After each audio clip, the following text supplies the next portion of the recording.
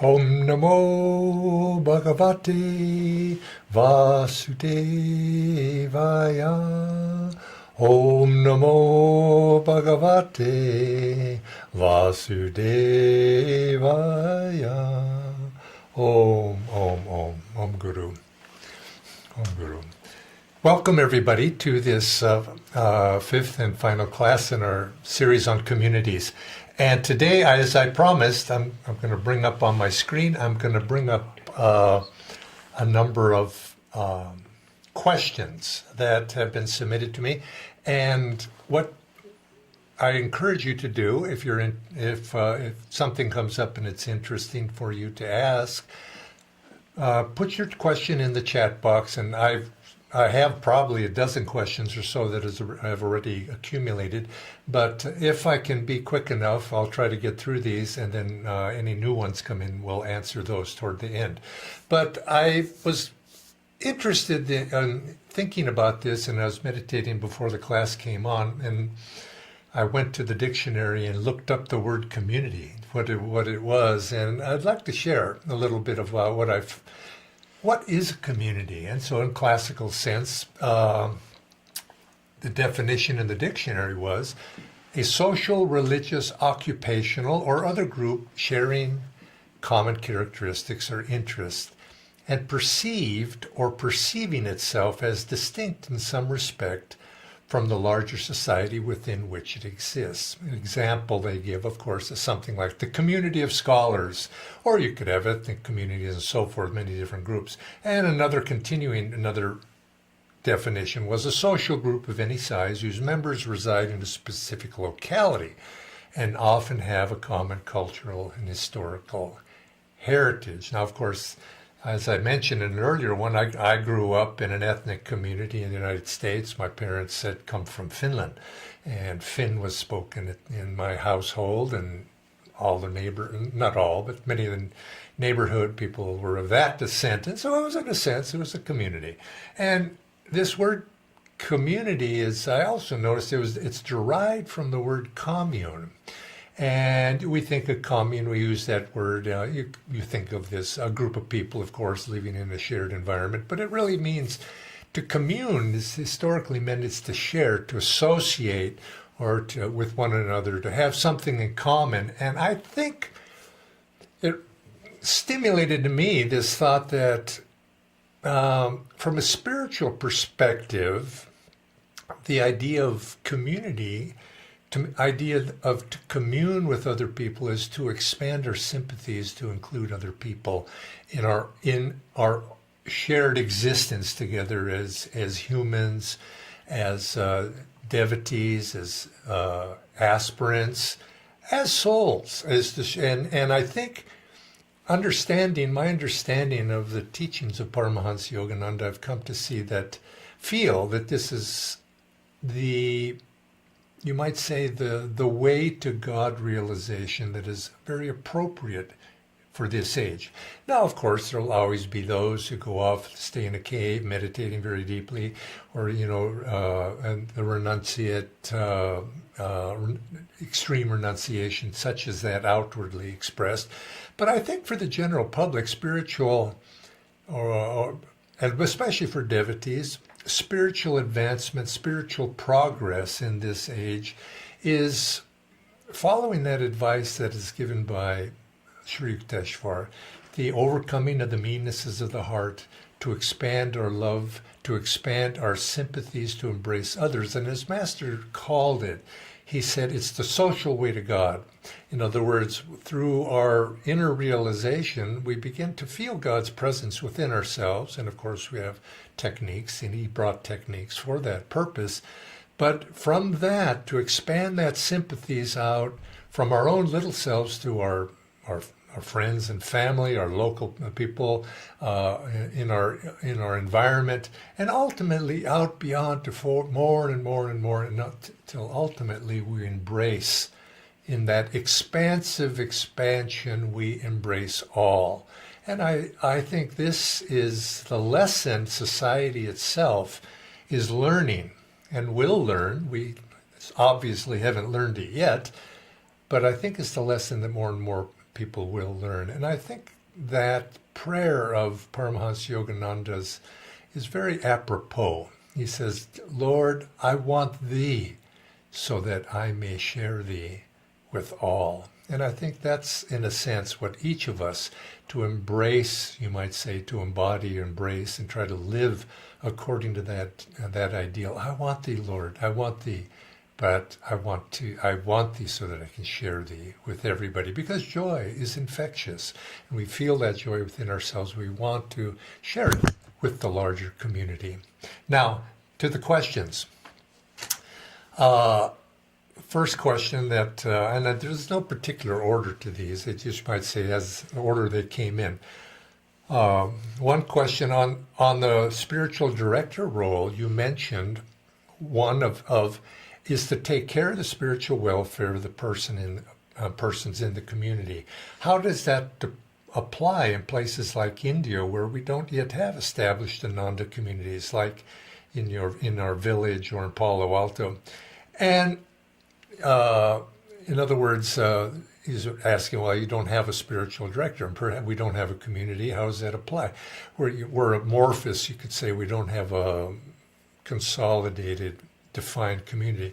Well, in a sense, we're all of us part right now. Aren't we part of a community? We're part of this online community. We're in that sense, we are part of a community. We're part of a community in spirit. We perhaps don't have a physical expression of that. And in a sense, I think there is this Ananda community is not something that's limited to physical locale. So one can feel a part of that, and it can take guidance from those people that are in leadership positions. But I think also that to some degree, we all of the idea of spiritual leadership was a very important principle, and Swami did advise every community to have at least one person to embody that focus, to make it a primary concern within a community to be a spiritual leader. That be the focus of their importance, to be able to watch out for the welfare of individuals. But if we don't have a community like that, I think all of us, it wasn't meant that spiritual leader is somehow different from all of us. I think all of us need to at least take that aspect within ourselves, because if we take community in this broader sense of a group of people, there needs to be, I think, for the welfare of any group, there needs to be some people in there who think of the larger welfare of everybody, that what is holding that community together, what are the ideals? It's not just an accidental community. And I think where we differ from that, when I speak of community, where we differ from that definition, that is somewhat of a community that arose, you might say, accidentally or just inadvertently, whereas we're speaking about an intentional community. And I keep coming back to that word intention. We have to intentionally create community, and within that, it does take, which some of the questions that are going to come up later, the importance of leadership in that community of people. Some people, either as an individual or a group of people that have dedicated themselves to actually intentionally helping to create a community, you could say all share something of a responsibility for taking leadership and embodying those principles and exemplifying them to the degree that they can. And so it to look out for the welfare of the individual is not limited to one person. It's something that principle needs to reside in each one of us. It's the person that is important, that individual that's standing in front of us. We have to look out for that. People are more important than things, and I think that principle is embodied in that phrase, looking out for that. But yet, when you do have a community, it does require some leadership. A question that's asked, somebody asked about, is it necessary to have leadership for a community to form? Theoretically, you could say no. It doesn't need that leadership. A group of people can come, like a committee, you might say, can come. Yes, that happens. But if you look at any committee of people, group of people, there's going to be somebody that's going to be a little bit more active in putting ideas into action. And that really is what, many people can have the ideal, support the ideal, but to be able to take that ideal and put it into action usually comes down to a few people. It doesn't have to be just one, but it does come down to a few people. And so you do have to have leadership. Do you need to have a leader, in other words, one, to start a community? Well, usually most things do start with one. So in our case, in Ananda, our community would not have started without Swami Kriyananda being that a leader. But is it sustainable? Swami Kriyananda has passed on. Is it sustainable to have a community that relies upon that one personality, that one person? Well, obviously, probably not, because that leader, when it dissolves, and Swami even used to say that, he says most movements like this, like Ananda, usually die out after the passing of the leader, of that initial leader who started it. And Swami was very cognizant of that fact. And so he put a lot of energy into saying, in order to avoid that, you have to develop a cadre of people who can assume leadership after that. And so we have done that. Ananda's done that. And I think any group, if it hopes to survive, needs to be thinking about that, to be able to develop the qualities of leadership within not one person is fine, but in a group of people, because you can't put all of your eggs in one basket of one person. What happens when that person goes? So you have to have the culture of leadership within, I think, for long term. Now, getting something started may be premature to be thinking about this right at the beginning, but as a community is established, you begin to realize that people lives are limited. We have to pass that tradition on. I've always been very interested in history, and I've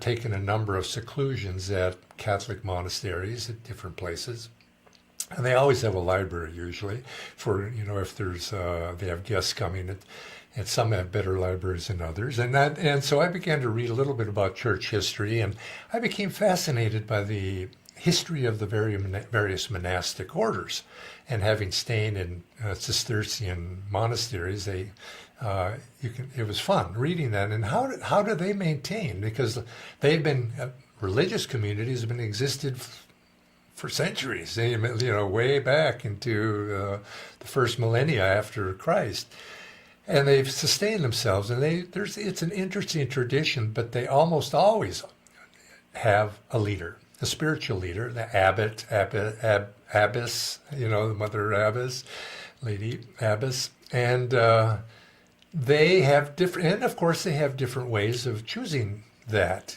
I used to always think, well, the Pope appoints the abbot, but that's usually not the case. They're usually the group appoints and finds different mechanisms. They're all not the same, but they usually have some mechanism by which the abbot passes on.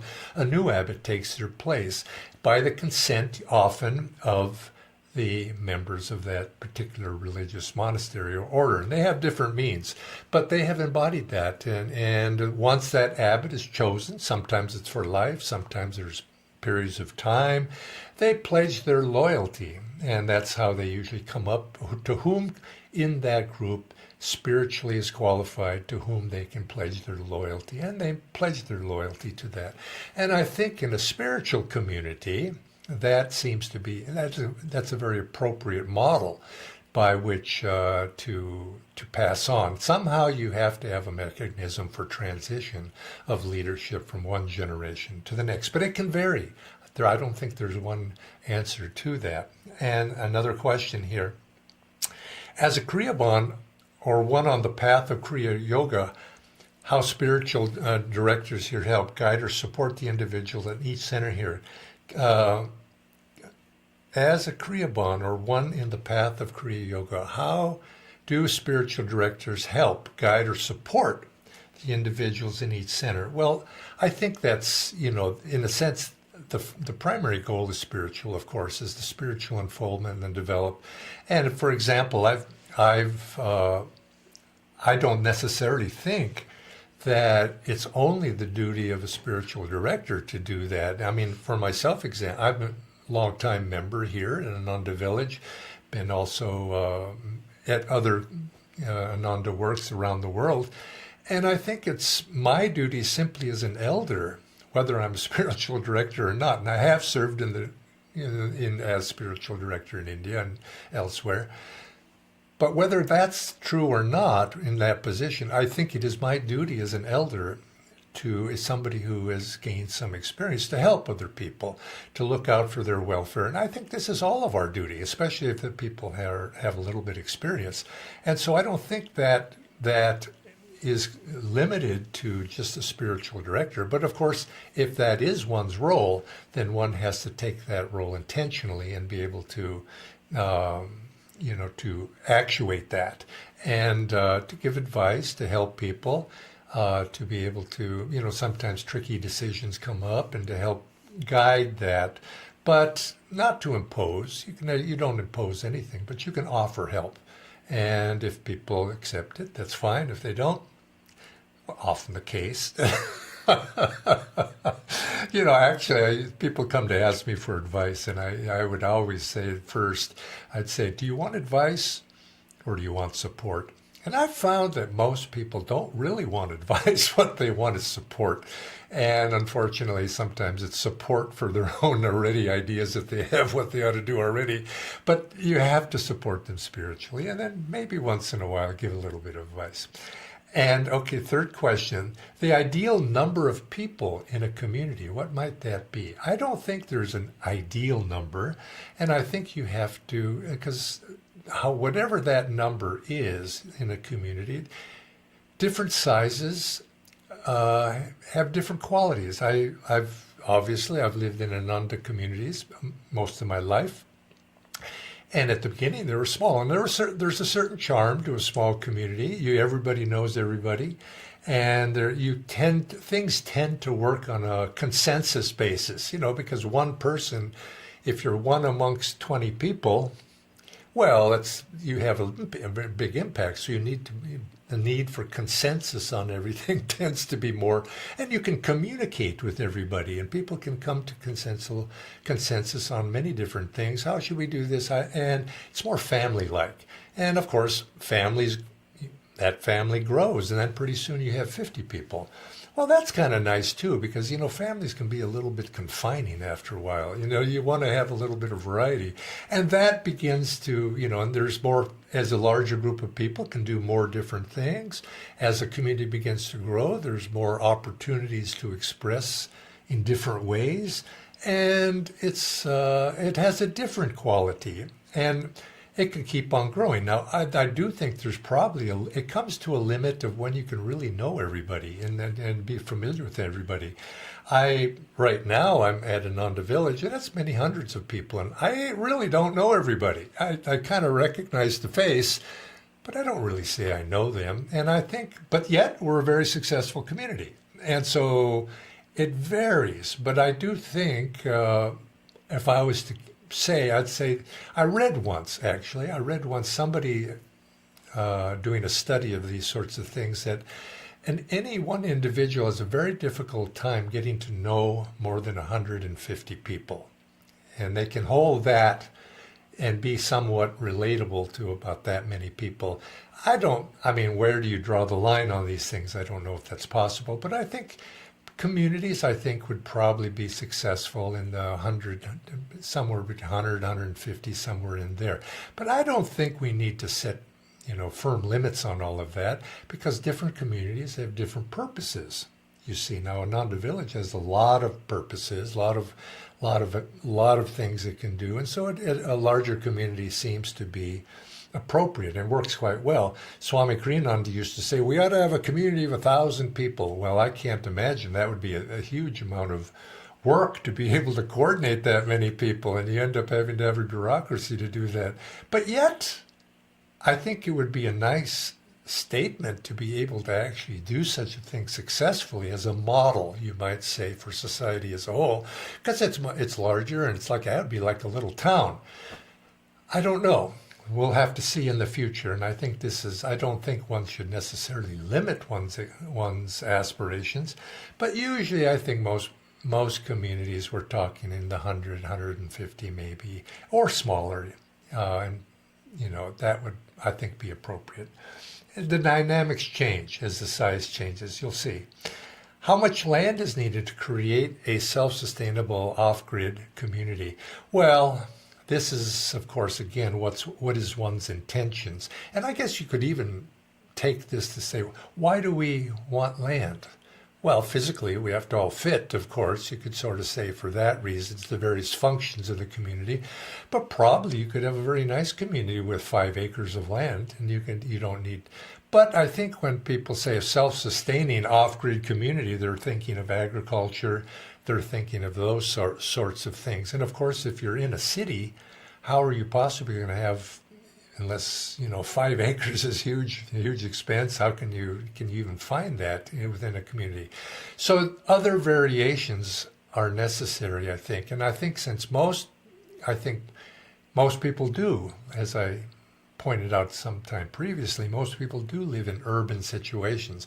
But I think a couple of our Ananda communities have come up with a nice solution. Is they have urban communities, they own, you might say, apartment complexes, or you could even have one that's in a large building, which are more prevalent in India and some other countries where land is more precious, you might say. But they have decided to buy property, a small piece of property out in the country. You see, they have the communities in the city, but they bought some acreage out in the country. Could be few acres, 10 acres, whatever, and they've started a farm. Farms are, for agricultural purposes, but also for retreat purposes, to be able to, members want to be out in the country, perhaps they could have events out there, they could recreation, all sorts of things can happen in a quiet environment, which people like to get away from the cities, and it gives that opportunity for people. So I don't think there's an ideal number. I think you have to start with something that's affordable and is going in the direction. And then once you do, then you begin to see, we need more, or perhaps we have too much. And so I think there again, we need experimentation by many different groups to see what might work. What works? Best practices to share responsibilities in a community. Obviously, in a community, there's lots of things to do, and often not enough people to do it, and everybody ends up, having to do something. But you'll see this in a small community. When you have your 20-person community, people naturally, meeting people get together, they meet, you start to say, hey, somebody's got to do this, somebody's got to be in charge of taking out the trash, or somebody's got to be in charge of watching for the kids and, mowing the lawn, or whatever it might be. There's lots of things to do. And so people have a way in small communities, people tend to divide up the various responsibilities. And some people have the idea that we all need to participate in everything, take responsibility in everything. You could try that, but I don't think it works all that well, because people have different abilities. And to force people into mowing the lawn when they're absolutely unsuited for it, it's like pushing uphill. And I think in time, things tend to filter themselves out, where the idea is we have to share responsibility. Now the question comes in, how do you do that? And I think usually what happens, people will say, well, I feel fairly comfortable doing X, Y, and Z, but I'm not much good at A, B, and C. So people tend to sort themselves out according to what they tend to be good at, or what they enjoy, or what they're capable of, and they tend to avoid those things that they're not capable of it. And so sometimes if nobody wants to do something, well, then the community has to face that fact. And if nobody's going to volunteer for it, maybe you have to hire outside help or whatever it might be. But you sort it out. But I think in the sense that everybody has a responsibility. Now, there might be some people that just don't have time or nothing. And you could come down to say, well, they're going to contribute and help hire somebody. If de facto, you might say, it might come to that. I think it's, you might say, nicer if everybody physically participates, but it's not always possible. And so I think the important thing is to be flexible. The job needs to get done. How are you going to get it done in the most harmonious way? And if you can do it all together, hey, great. Now I think most communities would agree that this is something, have periods of, periodic work days where we all get together. Something needs to be done. Springtime cleaning, putting things together in the harvest season or whatever it might be. And you encourage everybody to come together to participate and in some fashion. And you can't necessarily require it always, but if the energy and the spirit is high, people will want to participate in that. And you might say it's a show of dedication. So sometimes you have work days once a month, or you could have them even more often, depending upon, again, the situation and what the capabilities are. So I think you'll find there's no one solution for this, but I think keeping the energy up, keeping the spirit up of cooperative effort and ways to share, selfless service, whatever it might be. Try that. Best practices to deal with situations when things don't go as expected. Well, that's just about all the time. In my experience, if it's not one thing, it's another. They never seem to go as expected, but that's, of course, isn't that life? And so, what do you do when you improvise and they don't go as expected? And I actually think that where does the fun come from when you have challenges? You have to have challenges in life, and the community will face its challenges too. And when they don't, I think that's the test. Just as an individually, we face challenges. So what do? We do the best we can. Well, same thing with the community. And I think in times of difficulties, and every community sooner or later, because it's life, will go through times of difficulties. It may be financial, might be interpersonal difficulties within the community, existential type things. Circumstances around the community changes, forcing some sort of adaptation. And I think these times tend to be, because they're challenges, people have to rise up to meet that challenge. The spirit has to rise up to meet it. Yes, we're going to meet it. You can't avoid it, you might say. And I think these are something that most all communities will face sooner or later. I know Ananda has gone through over its 50 plus years of existence, gone through many, I wouldn't say crisis points but very challenging points when things have happened. Sometimes they're external, like we've had that forest fire we had in our early years, or when we had government opposition that was very, very serious to us in the early years. We had to face that. We had to face that fire. What the economics of it, how are you going to pay for all of these things? Those things came up. Then there's internal disputes. People change and situations change. Those begin to create dissension within the community, and that has to work itself out. And those Ananda certainly has not been a paradise of harmony forever. Individuals have found harmony even in the worst of situations, but yet the world itself and social situations, well, they create challenges. And so the best practices, I think, where there's Dharma, there's victory, has been one of Ananda's sayings, Yato Dharma Tato Jaya, Sanskrit, and keeping in mind one's ideals. There's always a demand to some degree to compromise one's ideals. To what degree does one do that? We've tried not to, but yet that is balanced by we have to be practical with our ideals, but not lose those ideals. And so I think in times of crisis, times of difficulty, they bring to the fore our spirituality. And if your community is based on spiritual principles, people can transcend the worldly pressures.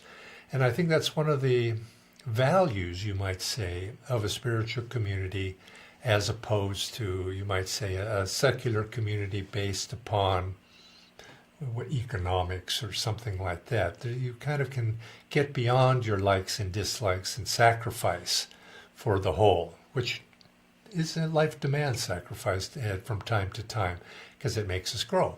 So anyway, I'll just leave it at that. Now, there is somebody asked about, okay, and one more thought about that is community is like, I was thinking about, it's like a marriage in some way. When you get married, there's going to be rough times as well as good times.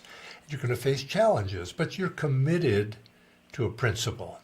And when things get rough, you step back the day to day and you say, why did we enter into this family community of, let's say, in the marriage? Because there are certain principles, and you go back to those. And I think most marriages find those moments when they have to introspect and say, okay, we're committed to this principle. And without commitment, well, can a marriage last? You have to be very committed. And of course, a willingness to sacrifice for that commitment. And the question somebody asked, why do communities fail? Well, of course, we had a class on that. I think it was the second one or so, maybe, or the third one. Things that cause communities to fail. But I think why they would fail is they lose their commitment to those ideals, like I just mentioned. We started for certain reasons, higher purpose, and we hold those ideals, and eventually, well, life intervenes, and those ideals are not quite so important for us anymore. They don't motivate us, and this is why I think religious communities have, in this age at least, right now, going forward, why they're very important and likely to be more successful is because it's not the particular religion, it's the ideals that are expressed in one religion or another. In other words, there's something transcendental that is beyond my likes and dislikes. And so to the degree that we can maintain that, we find that it helps us transcend those difficulties. And we keep those ideals alive, because with those ideals comes a magnetism, because it focuses groups of people toward a common goal. So you could say, if it's not religious, you have to have that magnetism of a vision toward a common goal. We are here intentionally. And so I keep bringing up that word intention. This is an intentional community. We're here for a purpose. We're trying to do something that's transcendent beyond one's individual likes and dislikes. And so community is an ideal. And so an intentional community is to try to create that. And as long as we have that ideal, well, we're going to work for it. And eventually in time, it can happen that forces, sometimes the forces, they may fail because they're beyond our control. That can happen. We wanted to have a community, but it wasn't possible. But that's, I don't think, the sort of failure that we're speaking about here. It's something more internally. And if you see most communities, it's not going to last forever. Sooner or later, something is going to cause that community to dissolve, whether it's external forces or internal loss of that initial vision and magnetism. And it's like that initial energy force slowly dissolves, and eventually people go here and there elsewhere. It's somewhat a melancholy thought, but That's life. And ideally, it graduates to something even higher. Everybody has achieved, the community has achieved its purpose, you might say. And we all ascend to heaven, or what all might it be. But I think we evolve to the point where the world itself becomes our community. And maybe that is an idealistic vision for the future, but who knows? So, I have a question come up. Is that a question? I have a question here. If that's okay. Is it on that topic? It's a question on communities. Well, let me finish these, and then I'll come back. Somebody asked a practical question: is anybody thinking of starting a community in Utah? I don't know. Maybe if anybody is from Utah out there and wants to start a community, perhaps we can hook you up. Other things that can bring communities together. We talked a little bit about that, and this one gives an example of diet, health, vegetarianism. These things are possible, and actually, Swami Kriyananda said that he would expect communities to form around such interests sooner or later. Whether they're long-lasting or not, we'll see. They could see. But he said, why not? And he actually encouraged it. Why not? If people have strong interest in something, and communities don't need to, they can be a loose-knit community of people working toward certain individual goals. He gave examples of health. He gave examples of education. He gave examples of environmentalism, music, the arts. It's been historically, there's the art community, you could say, or the environmental community. And again, going back to that original definition which I gave, which was people grouped around a certain ideal. They can form it, and it doesn't necessarily have to always be residential, but people who gather around something. I think this too is community, and it's not to be dismissed. I think it's from that people, they start in a community, let's say community of vegetarians, and they say, hey, we have other interests as well, and maybe they actually do something physically and residential as well. So it's possible. This is a bigger one. I touched on it already, but the question is, how important is a leader's role in a spiritual community? And again, I just come back to it, and again, it's a leader versus leadership. Oftentimes you need a leader to get started, but that leader has to transmit that qualities to a broader base, or else when that one is no longer with us, how do you continue? So consequently, and of course you have different communities can have different mechanisms by which that role can be passed on. And the question here very practically, how many Ananda Brotherhood communities, residential communities have been established in Ananda worldwide after Swami has left his body? I don't think we've started any that I can think of after. That was 2013. But interestingly, this question, and then perhaps it's even one of the reasons that motivated me to do this class, this question is in the air. How are we going to start? We want to start. I mean, I particularly have a history of the last 15 years in India. And Swami was very keen on wanting to start a community in India. But you can't just go out and start a community without having an environment, an understanding of basic principles. And so that's what we've been working on in India. We've started centers, we've started meditation groups, we're starting right now. We've got a monastery, which is a community in its own right, coming up a little bit outside Chandigarh, North India. But we've been talking about how can we eventually evolve to a practical live-in community. We tried to start one outside of Pune, but it just didn't work for many different reasons. But I think it was because to some degree there needs to be a basic understanding, a cultural understanding, societal understanding, or at least amongst a group of people of what it means to be a community. And I think you have to have a core group of enough younger people, I don't say young people, but younger than my age, at least, because it takes a great deal of energy. And it takes that to be able to start something. So we haven't yet started, but the question is in the air of how are we going to do that. And the same dynamic is taking place in Europe as well. And we've tried to start a little here, a little there, and it quite hasn't coalesced yet. But there is serious movement right now in Europe to do that. And so I expect something will happen. And we had a burst of forming our urban communities in America in the 1980s mostly.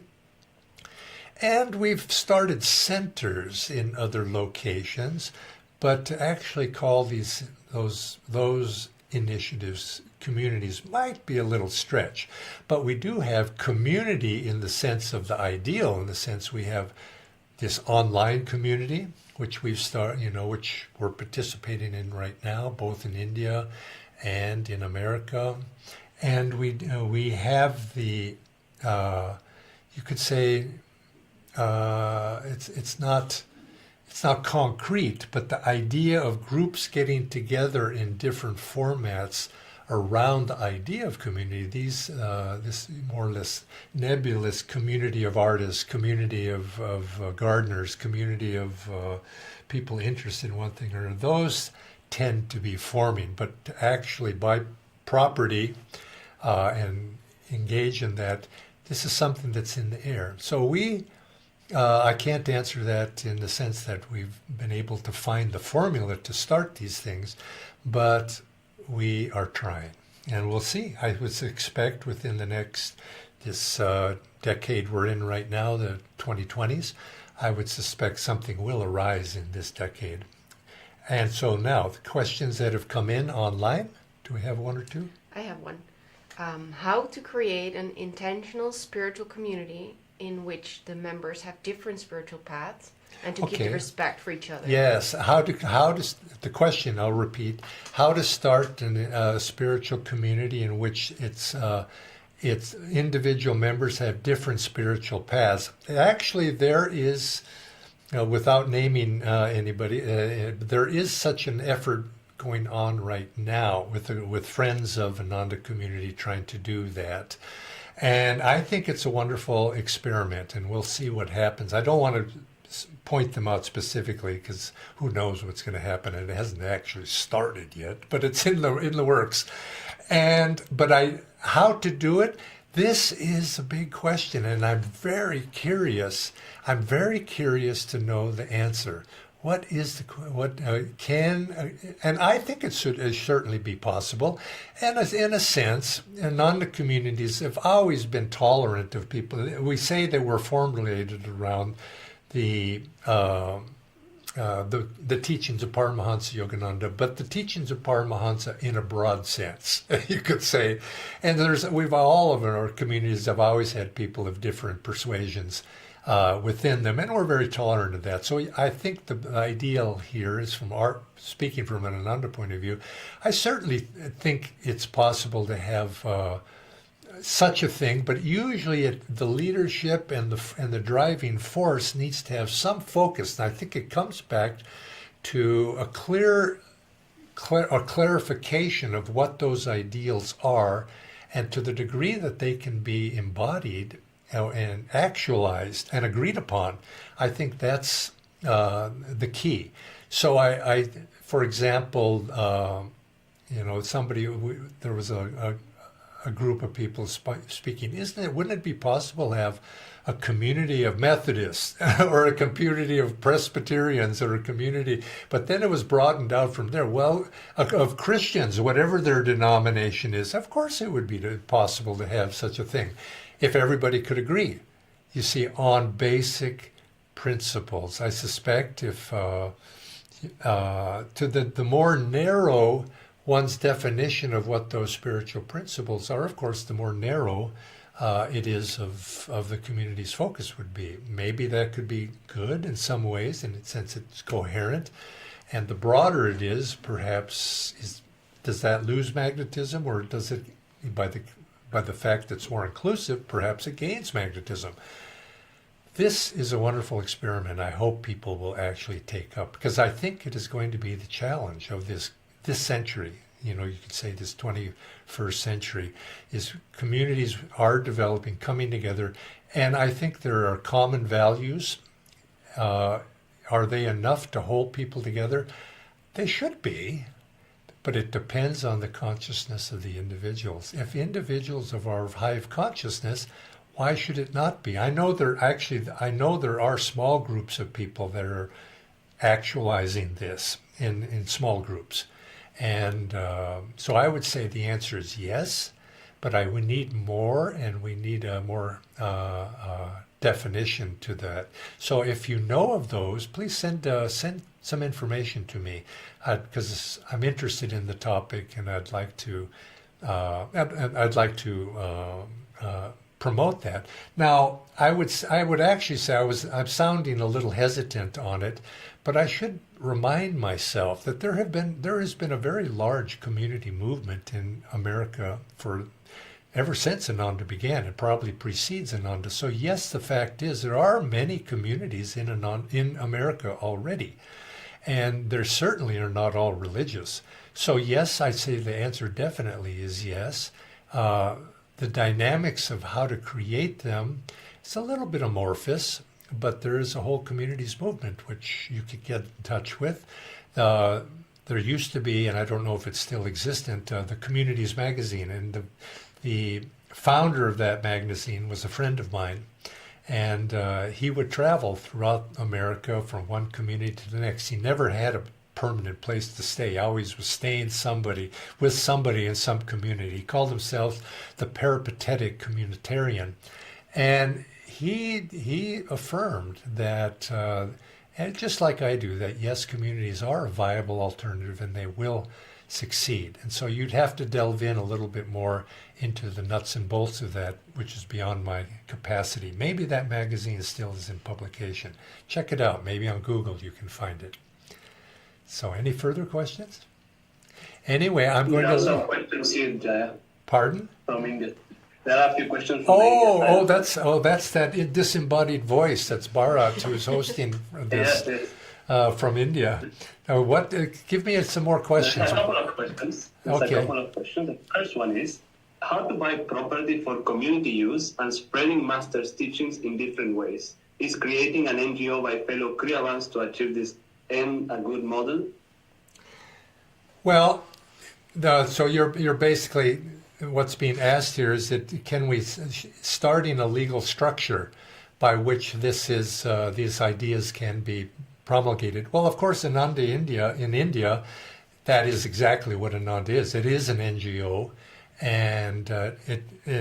but I will, and probably if you're going, this is one of the difficulties, and that is different countries have different rules by which one can organize, and if you're going to be receiving donations, if you're interfacing with government rules and regulations, you have to abide by those, and forming an NGO is what we've done in India to be able to do that. But of course, in Italy, it may be different. In America, it's a non-profit organization. You can form that as well. So yes, you have to probably, just for practicality's sake, at some point one does need to legally organize in order to be able to conduct business as a established community. And I think there may be better ways. I've always been somewhat adverse to such legal organization, but it does have a value in the sense that it does bring coherence, and it forces one to focus one's attention by having to put it in legal form. It does have that value. But I think it's like keeping it to the minimum is usually best, because you can keep your flexibility. And government sometimes has a difficult time understanding spiritual principles and spiritual ways of organizing. But I think it's evolving. And I think if we'd had more communities creating more examples, I think it would ultimately actually influence and make way, and perhaps make a pathway in government for that. And I know actually Ananda's creating this community in the area where we live, and this is in Nevada County in California.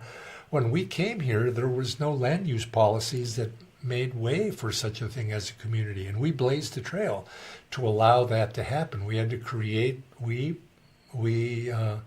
working with the local planning government, and we actually created something and helped influence county government in a planning sense for the future. So I think more of that is needed. You'll find some areas in America, I'm using that, are very, very restrictive to make it almost impossible to own land together and form a community. And then you find other places that are very liberal. So it comes down to local government and not on macro. Your individual body, and where if you're going to interface with the government in some legal fashion, you have to form that relationship. And I would say it's very important to do that. There's a saying in the planning literature or the planning tradition that neighbors enforce the law. And wherever you live, you're going to have neighbors. And it's extremely important you develop positive relationships with your neighborhood around yourself, because sometimes communities can be seen as threatening. Oh, who are these strange people coming and doing something different? And if you don't have good relations, it can be difficult and obstacles can come. Whereas, so a lot of energy from Ananda's side in its community has gone out to public relations, being friends, which is a good spiritual principle anyway. And so you have to have that. But again, if you're going to actually on a practical level start a community, you need to know the rules and regulations of wherever it is that you're going to buy property, to know what obstacles you're facing. Should you want to own property in common, do building in common, do anything in a common fashion, there's zoning issues. All of these come up, and they're the practical obstacles, but they can be overcome. In some places more easy than in others. Sometimes the rules need to be changed, and that is a little bit more difficult. But investigate that before you buy property. If you are going to buy property, let's say 20 acres, wanting to start something or want to do a community project all in common, check your zoning laws and check with the local government to make sure, or at least you know what the obstacles are going to be. So you may have to modify your idealism to the practical situation. So, another question, Bharat? Yes, there is one more question. It is, how can we do jobs and earn money for regular living and household duties while still living in community?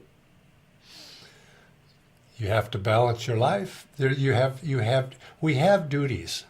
You know, we have household duties, we have family duties, we have individual duties. But of course, if we want to live in community, we're willing to take on other responsibilities as well.